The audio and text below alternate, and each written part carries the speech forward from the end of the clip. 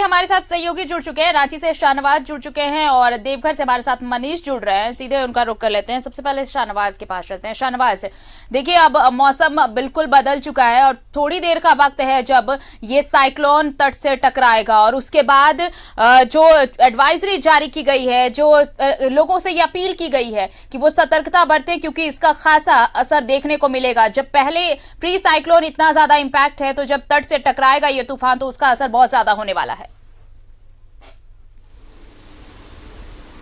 जी हाँ आरती, बिल्कुल सही आकलन है आपका। बहुत भयानक होगा और शायद पिछले 10 सालों में इतना ज़्यादा इम्पैक्ट झारखंड में किसी साइक्लोन का नहीं पड़ा है जितना ये साइक्लोन प्रभावी दिखाई दे रहा है।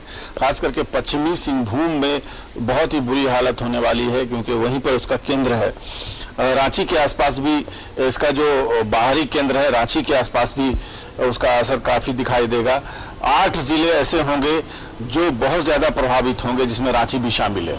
गुमला है, सिमडेगा है, पश्चिमी सिंहभूम है, पूर्वी सिंहभूम है, सरायकेला है, खूंटी है।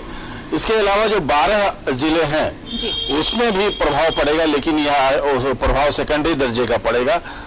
यहाँ पर 50 से 60 किलोमीटर की स्पीड की हवाएं चलेंगी और जिन 8 जिलों का मैंने ज़्यादा पहले नाम लिया है वहाँ पर 90 किलोमीटर प्रति घंटा की रफ्तार से भी हवाएं चल सकती हैं। और ये जैसे जैसे दिन चढ़ता जाएगा 2 बजे के आसपास लैंडफॉल का समय है। लैंडफॉल के समय 130 किलोमीटर प्रति घंटा के आसपास वहाँ पर हवा की गति हो सकती है, जहाँ पर ये बालासोर के पास टकराने वाला है, ये लैंडफॉल करने वाला है। लैंडफॉल करने के बाद ही ये तूफान धमाल मचाता है और फिर उसकी जो हवाएं जिधर इधर बहेंगी उधर तबाही का नजारा पेश करता है। तो कुल मिलाकर के बहुत संभल के रहने की जरूरत है। जो एडवाइजरी है, जैसे बिजली डिपार्टमेंट को विशेष अलर्ट रहने की जरूरत है क्योंकि ट्रांसमिशन लाइंस जो हैं वो क्षतिग्रस्त हो सकती हैं, इतनी तेज हवा का दबाव बर्दाश्त करें ना करें। इसके अलावा अगर बिजली लंबे समय तक कटती है तो जो अस्पतालों में रोगी एडमिट हैं उन सबको परेशानी हो सकती है, ऑक्सीजन सप्लाई बाधित हो सकती है। रोड ब्लॉक हुआ अगर तो उसको भी परेशानी हो जाएगी, मूवमेंट में किसी पेशेंट को दिक्कत हो सकती है। कुल मिलाकर के सभी विभाग जो आवश्यक सेवा से जुड़े हुए हैं उन सबको हाई अलर्ट पे रखा गया है। एनडीआरएफ भी हाई अलर्ट पर है। एनडीआरएफ के पास जो आधुनिक इक्विपमेंट हैं वो सब कुछ रेडी रखे हुए हैं। कटर है, अंदर देखने की दूरबीन है। इसके अलावा जनरेटर्स, छोटे छोटे जनरेटर्स बहुत सारे हैं उनके पास कि अगर कहीं पर भी बिजली कटती है तो वैकल्पिक बिजली का इस्तेमाल करके वहां पर रेस्क्यू ऑपरेशन चला सके।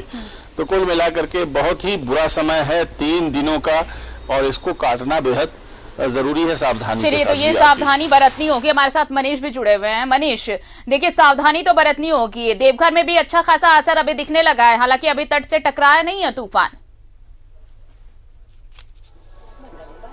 निश्चित तौर पर आरती, हम लोग अभी एक बार हम चाहेंगे मनोज जैसा बाहर हम निगाह, चूंकि बारिश होने लगी थी इसलिए हम लोग चले गए थे अंदर में। अब देखिए बादलों ने डेरा जमा रखा है, कल से ही मौसम का मिजाज बदल गया है और हवाएं तेज है। हालांकि अभी उतनी तेज नहीं है हवाएं, लेकिन फिर भी खुशनुमा जरूर जो मौसम है बन गया है।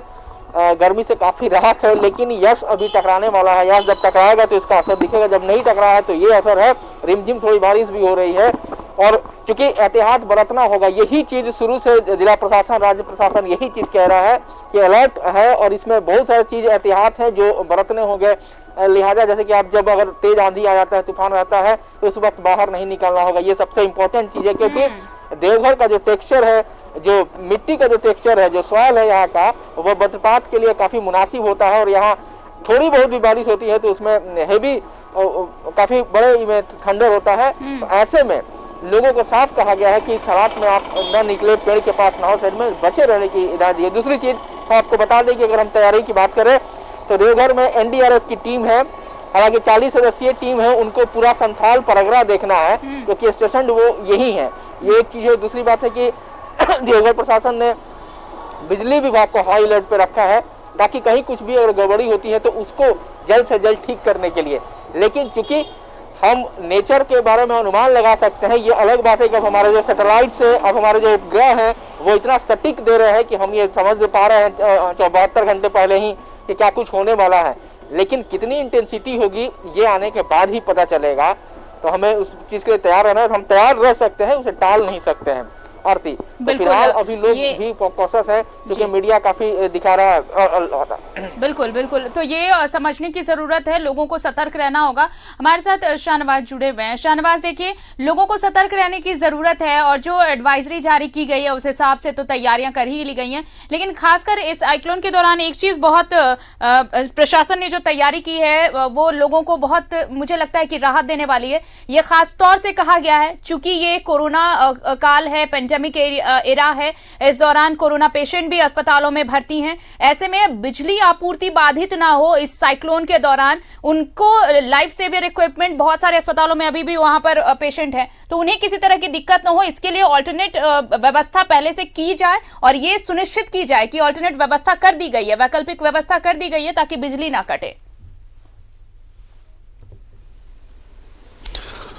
देखिए, बिजली नहीं कटे इसकी कोई व्यवस्था हो नहीं सकती, क्योंकि बिजली की सप्लाई ग्रिड से होगी और ये अस्पतालों तक पहुंचेगी। नहीं शाहनवाज, मेरा मतलब ये था कि अस्पतालों में बिजली आपूर्ति निर्बाध रूप से होती रही, वैकल्पिक व्यवस्था के जरिए भी, मेरा मतलब ये था। हाँ जी हाँ, तो अगर ये सवाल है तो इसका जवाब ये है कि जितने भी जनरेटर्स जो हैं, बड़े बड़े जनरेटर्स हैं, अगर सदर अस्पताल की बात करें तो 10 के आसपास जनरेटर वहाँ बड़े बड़े हैं, उन सबको भर लिया गया है, फुल कर लिया गया है टैंक उसका, और तेल का भी पर्याप्त स्टॉक रखा गया है। और अगर ऐसी कोई बात होती है कि लगभग 2-3 दिन तक भी अगर बिजली नहीं आती है तो सदर अस्पताल में कम से कम वैकल्पिक व्यवस्था जनरेटरों की हो गई है और ये जनरेटर निर्बाध रूप से एक बैकअप के साथ एक बैकअप रख के चलाए जा सकते हैं। इसके लिए एक इमरजेंसी मीटिंग भी हो गई है।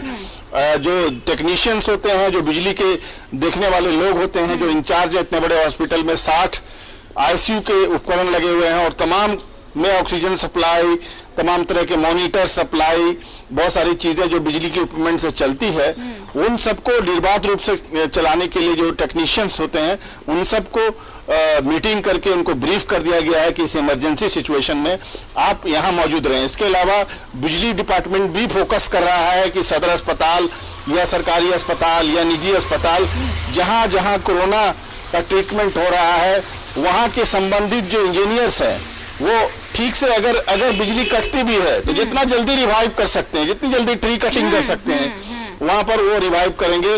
और 6 बजे शाम से लेकर के 11 बजे रात तक तमाम जेई और तमाम अधीक्षण अभियंता ग्रिड में रहेंगे। ये विशेष निर्देश है बिजली विभाग का।